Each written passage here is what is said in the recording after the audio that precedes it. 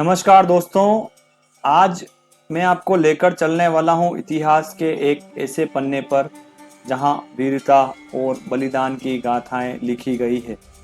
हम बात कर रहे हैं हल्दी घाटी के युद्ध की। यह वो भूमि है जहां महाराणा प्रताप और उनकी सेना ने मुगलों की विशाल सेना का डटकर मुकाबला किया।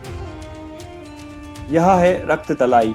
यह नाम सुनते ही दिल में एक टीस सी उठती है ना। रक्त यानी खून और तलई यानी तालाब। किंवदंतियों के अनुसार हल्दी घाटी के भीषण युद्ध में इतना खून बहा कि यह पूरा मैदान एक तालाब में बदल गया था। महाराणा प्रताप के वीर सैनिक और उनके घोड़े मुगलों से लड़ते हुए इसी जगह पर शहीद हुए थे। यहीं बनी हुई है जाला मान सिंह जी की समाधि या छतरी।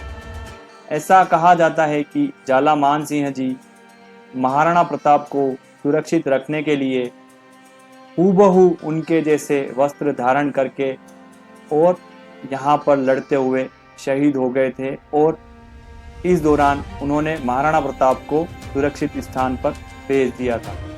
जी हाँ दोस्तों, यह रक्त तलाई आप देख रहे हैं। आप सभी का हमारे YouTube चैनल में स्वागत करते हैं और आज हम आपको दृश्य दिखा रहे हैं रक्त तलाई के, जो कि उदयपुर से लगभग हल्दी घाटी के नज़दीक एक रक्त तलाई बनी हुई है। आज इसकी दुर्दशा ऐसी दिख रही है, जगह जगह झाड़ जखाड़ उग गए हैं।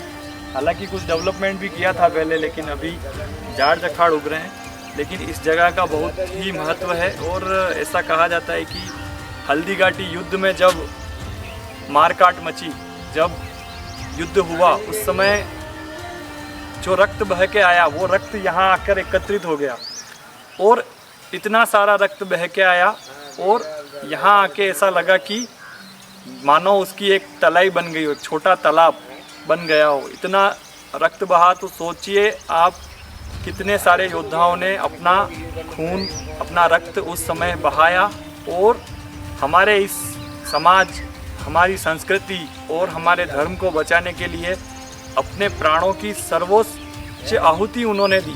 तो ऐसी जगह पे आके हमें भी बहुत एक ऐसी फीलिंग आती है और एक रोंगटे खड़े कर देने वाली फीलिंग हमारे मन में आती है और हमारे रोंगटे खड़े हो जाते हैं। हमारा स्वाभिमान जग जाता है कि हमारे पूर्वज इतने महान थे और उन्होंने इतनी लड़ाई लड़कर हमारे संस्कृति को बचाने के लिए अपना सर्वोच्च बलिदान दिया, और आज उसके कुछ सबूत यहाँ मौजूद हैं और उन्हीं सबूतों को देखकर हमारी आने वाली पीढ़ी भी उस भाव से भर जाती है और वही भाव उनमें आगे हमारी संस्कृति को बचाने के लिए उनको प्रेरित करता है। तो इस जगह पे आके ऐसी अनुभूति हमको हुई और बहुत पीड़ा भी हुई कि इसकी कुछ दुर्दशा देखकर पीड़ा भी हुई, लेकिन इस स्थान का जो महत्व है वह महत्व बहुत अधिक है। जी हाँ दोस्तों, तो यह है रक्त तलाई और यहाँ पर जाला मान सिंह जी की समाधि भी बनी हुई है और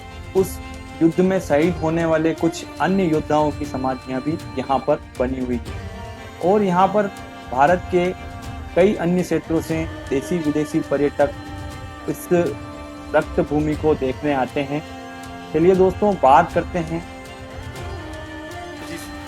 आप इस स्थान पे आए हैं तो कैसा लग रहा है आपको? बहुत अच्छा लग रहा है। बहुत ऐसे समझ में आ रहा है कि यहाँ पे जहाँ पे हम खड़े हैं वहाँ से 500 साल पहले यहीं पे लड़ाई हुई थी और बहुत खून बहा था।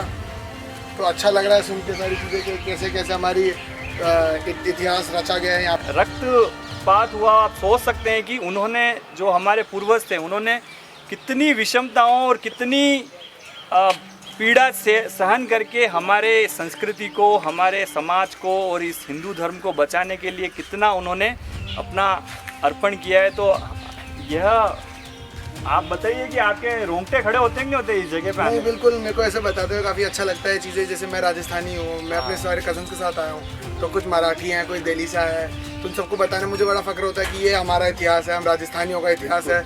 महाराणा प्रताप के बारे में हमें बता के बड़ी खुशी होती है, उनको इन चीज़ों के बारे में। जैसे महाराष्ट्र में जाते हैं, ये मराठी का जिक्र करें तो महाराष्ट्र में अभी वर्तमान में एक मराठी वर्सेस अदर भाषा, एक ऐसा नैरेटिव खड़ा किया जा रहा है तो यह इस देश में इनटॉलरेबल है और यहाँ पे एक ऐसा नैरेटिव होना नहीं चाहिए। वहाँ पे जैसे शिवाजी पूजनीय है वैसे हमारे यहाँ महाराणा प्रताप पूजनीय है। तो कहीं ना कहीं सभी ने उस धर्म की रक्षा के लिए, उस हिंदू धर्म की रक्षा के लिए अपने प्राणों का बलिदान दिया और आज वही हिंदू आपस में जात पात और भाषा के लिए लड़ाई झगड़े कर रहे हैं, आपस में अपने ही लोगों को हानि पहुंचा रहे। तो ये आप इस बारे में आपका क्या कहना है? नहीं, मेरा एक्चुअली ये मानना है कि फिर भी महाराष्ट्र में शिवाजी के बारे में काफ़ी चीज़ें पढ़ाई जाती, पर हमारे राजस्थान में राजस्थानी हिस्ट्री के बारे में इतना नहीं समझाया जाता कि महाराणा प्रताप ने क्या किया, कुंभाजी ने क्या किया, उदय जी ने क्या किया। हमारे पास इतनी कोई नहीं है जितनी हमारे पास अकबर की है। तो हमारे इतिहास पर स्कूलों में इन चीज़ों की ज़्यादा जिक्र करना जाना चाहिए कि हम जैसे यहाँ हमको आके यहाँ पर अच्छा हल्दी घाटी में कोई जगह यहाँ पे कुछ हुआ। पर क्या हल्दी घाटी की कहानी सिर्फ वीरता और रक्तपात की है? नहीं, यहाँ एक और ऐसी जगह है जिसका रिश्ता हल्दी घाटी से है, पर उसकी कहानी बिल्कुल अलग है। यह है चैत्री गुलाब का खेत। चैत्र के महीने में खिलने वाला यह गुलाब हल्दी घाटी की मिट्टी की सुगंध में एक नई कहानी कहता है। कहते हैं इस इलाके में गुलाब की खेती सदियों से हो रही है। यहाँ के गुलाब अपनी खुशबू और खूबसूरती के लिए बहुत मशहूर है। अब बात करते हैं हल्दी घाटी के चैत्री गुलाब से बनने वाले गुलाब जल की। ये जामुन अभी मैंने ये 8,000 के लिए हैं। आदिवासी लोग लाते हैं जो जंगलों से तोड़ के लाते हैं। हाँ, ये इनको सुखाया जाता है। हाँ, अब देखो ये इसका अर्क कैसे बनाया जाता है जो मेरे चाचा। ये पूरा प्रोडक्शन हाउस है। हाँ, और यहाँ पे विभिन्न प्रकार के अर्क। ये है जीरा। इस जीरे का जो अर्क बनाते हैं हम, जो अभी देखा आपने वो पेक हो रहा है ये फैटी लिवर के लिए। और इसमें है अजवाइन। ये अजवाइन को अर्क बनाते हैं ये जॉइंट पेन के लिए, जिससे कमर दुखना, घोड़ा दुखना, सिर दुखना, रात को गले में अमेल पीठ बनना है, ये सब के लिए अच्छा रहता है बेटा। घोड़ों के है बेटा, इसे भूल जाते। आओ, ये भट्टियां हैं पुराने। ये हमारी भट्टियां चल रही है। बिल्कुल। ये देखो तांबे का बर्तन है। अब इसमें एक में 90 किलो गुड़ है बेटा। 90 किलो इसमें, 90 किलो भी इसमें। और इसमें 10 किलो अजवाइन पड़ते हैं। तो लास्ट वाली बड़ी में 10 किलो जीरा पड़ते हैं। अब देखो ये जामुन का और भाप बन के इधर आ रहा है।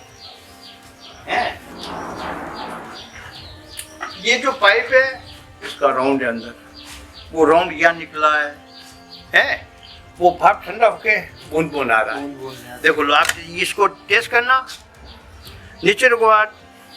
हाँ, पियो देखो इसको। कैसे लगे बेटा जामुन? शानदार, एकदम पूरा जामुन का फ्लेवर आ रहा है। बहुत स्ट्रॉन्ग है। बहुत स्ट्रॉन्ग है। खाली ये 2 महीने का 200 रुपए का खर्चा है। अगर लेडीज के शुगर है तो उसके पैर दुखते हैं, कंधे दुखते हैं, तो ये 2 दिन में लेने के बाद ठीक हो जाते हैं। वो शुगर कंट्रोल। और इसमें जो अजवाइन बनाते हैं 10 किलो अजवाइन पड़ते हैं। इसी तरह भाप से बनता है।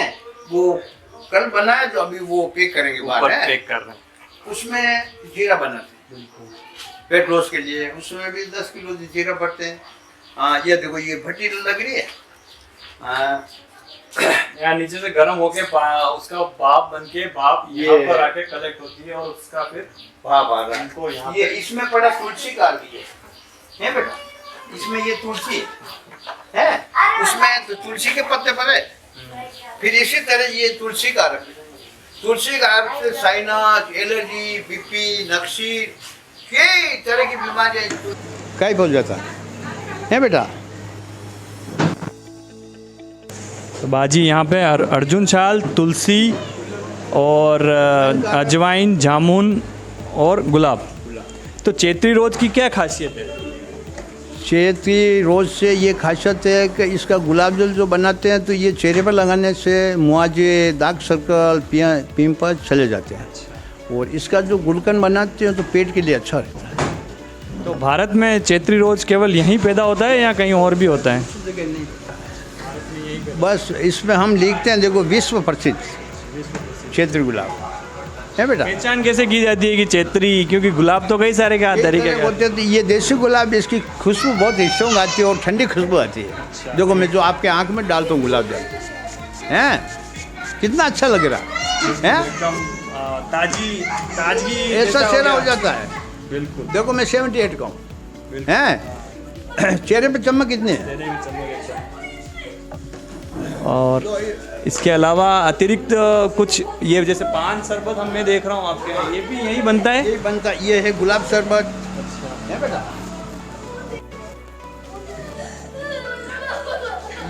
ये पान शरबत, ये सौंफ का शरबत है बेटा। बहुत तरह के शरबत बनाता हूँ। ये केसरी इलायची, ये खस का शरबत, ये सारे यहीं बनते हैं। यहीं बनते हैं, सब नेचुरल। अच्छा जैसे मैं खस्ता तो बनाता हूँ, तो खस से बनाता हूँ मैं। अच्छा, कोई खस से ही एसेंस वगैरह नहीं। एसेंस वगैरह यूज नहीं किया जाता। एसेंस वगैरह यूज नहीं होता।